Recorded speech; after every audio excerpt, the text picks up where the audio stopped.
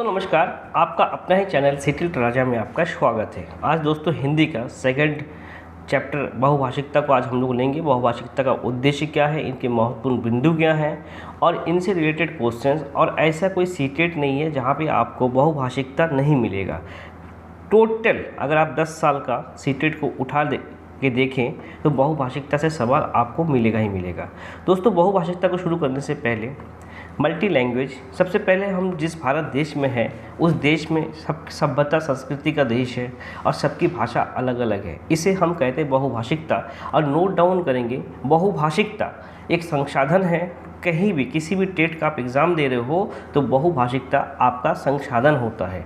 वो कभी बाधक नहीं होता है, वो संसाधन होता है। और एक से ज़्यादा जो लैंग्वेज अगर कोई बच्चा जान रहा होता है या कोई व्यक्ति जान रहा होता है तो उनका संज्ञानात्मक विकास ज़्यादा होता है। शुरू करते हैं उच्च प्राथमिक स्तर पर। दोस्तों प्राइमरी लेवल की बात नहीं हो रही है। उच्च प्राथमिक स्तर पे भाषा शिक्षण का उद्देश्य भाषा की बारीकी, सौंदर्यबोध और समझने की क्षमता है। दोस्तों ये उच्च प्राथमिक में है। अगर आप उच्च प्राथमिक लेवल का एग्ज़ाम दे रहे हो, मैट्रिक्स 6 to 8, तो उस लेवल पे है भाषा की बारीकी, सौंदर्यबोध और समझने का क्षमता है। प्राइमरी में हमें सौंदर्यबोध, बारीकी ये सब नहीं हो, हम उसे ध्यान देंगे, ये अपर प्राइमरी में होगा। महत्वपूर्ण बिंदु क्या है दोस्तों, देखिए महत्वपूर्ण इम्पोर्टेंट बिंदु है भाषा शिक्षा के उद्देश्य प्राथमिक स्तर पे और उच्च प्राथमिक स्तर पे। प्राथमिक स्तर पे ज्ञानात्मक उद्देश्य गुड, कौशलात्मक उद्देश्य, अभिवृद्धि का उद्देश्य। अभिवृद्धित्मक क्या है, अभिवृद्धि करने, बच्चा फीलिंग्स को जाहिर कर पाए भाषा के माध्यम से, और अपना फीलिंग्स को हम भाषा के माध्यम से ही जाहिर करते हैं। उच्च प्राथमिक स्तर में क्या है दोस्तों, ज्ञानात्मक उद्देश्य है, कौशल है, अभिवृद्धि सेम है, लेकिन सृजनात्मक जो है वो उच्च प्राथमिक में होगा। सृजनात्मकता याद रखेंगे, प्राइमरी में नहीं होगा। नेक्स्ट, छात्रों में सृजन शक्ति का विकास करना, सृजनात्मक शक्ति का विकास करना, ये हमारा उच्च प्राथमिक में है। हमेशा इस बात को ध्यान नोट डाउन करेंगे। नेक्स्ट लेते हैं दोस्तों, नेक्स्ट क्या है, महत्वपूर्ण बिंदु छात्रों में शुद्ध, सरल, स्पष्ट ढंग से आत्म अभिवृद्धि की योग्यता उत्पन्न करना। स्टूडेंट अपना अभिवृद्धि फीलिंग्स जाहिर कर पाए। और हमेशा याद रखेंगे भाषा की अभिवृद्धि जो कौशल है वो दो होता है, एक हम बोल के और एक हम लिख के अभिवृद्धि कर सकते हैं, हमेशा याद रखेंगे। और ग्रहणात्मक कौशल क्या है, ग्रहण कैसे हम कर सकते हैं, ज्ञान को ग्रहण करते हैं हम किसी भी चीज़ को पढ़ के और दूसरा सुन के। याद रखेंगे भाषा के 4 कौशल है, लिखना पढ़ना, तो 2 ग्रहण है, सुनना पढ़ना ग्रहणात्मक कौशल है, और अभिवृद्धि कौशल जो है हमें बोलना और लिखना, हम लिख के भी अभिवृद्धि करते हैं, याद रखेंगे।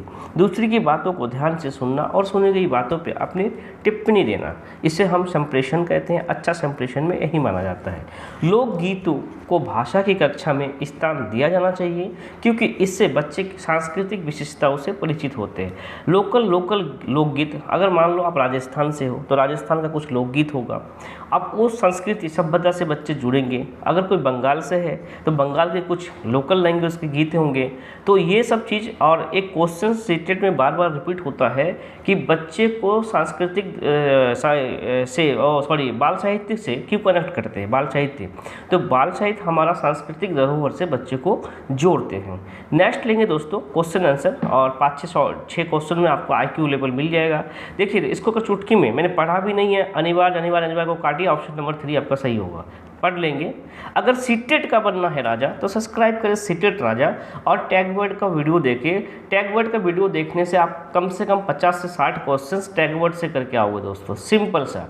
कभी भी आप शिक्षक बनने जा रहे हो तो अनिवार्य नाम का चीज़ नहीं है, एकदम उसको अपने माइंड से निकाल देंगे। ना पाठ्यक्रम बनाना अनिवार्य है, बच्चे को पढ़ाना, ये अभ्यास कराना अनिवार्य शब्द आ जाए तो उसे एकदम देखना बंद कर दीजिए, उल्टा करिए उसको, अनिवार्य को उल्टा करिए, सिंपल सा। अब क्वेश्चन 1 लेते हैं। हमारी कक्षाओं में भिन्न भिन्न भाषिक पृष्ठभूमि से आता है, अतः उन्हें क्या करना चाहिए। भाषा की पाठ्य पुस्तक में सभी शब्द वाक्य होना अनिवार्य है। मैंने कहा था अनिवार्य एक नेगेटिव टैग वर्ड है। आपका टाइम कंज्यूम करता है सीटेट, सिंपल सा बात है, कोई भी टेट आपका टाइम को कंज्यूम करता है, वहाँ पे आप टाइम को बचाएंगे। टैग वर्ड देख के आगे बढ़ना शुरू करिए। उसकी सभी भाषाओं की जानकारी शिक्षक के लिए अनिवार्य है। ऐसा कोई ज़रूरी थोड़ी ना है कि शिक्षक के लिए उनकी भाषा की जानकारी ज़रूरी है। उनकी भाषाओं को भी कक्षा में सम्मान देना अनिवार्य है। जी हाँ दोस्तों, उनकी भाषा को कक्षा में सम्मान देना अनिवार्य है। उनकी भाषाओं को सीखने के लिए सभी शिक्षार्थियों के लिए अनिवार्य नहीं। दोस्तों अब ये देखिए, सीटेट यहाँ पे आईक्यू लेवल चेक करता है, अनिवार्य यहाँ पे भी दिया गया था, लेकिन इस वाक्य में ये आपका सकारात्मक पॉजिटिव की ओर लेके चला गया, इसलिए ऑप्शन हमारा थर्ड सही होगा। ऑप्शन क्वेश्चन नंबर 2 लेंगे दोस्तों। एक बहुसांस्कृतिक कक्षा है।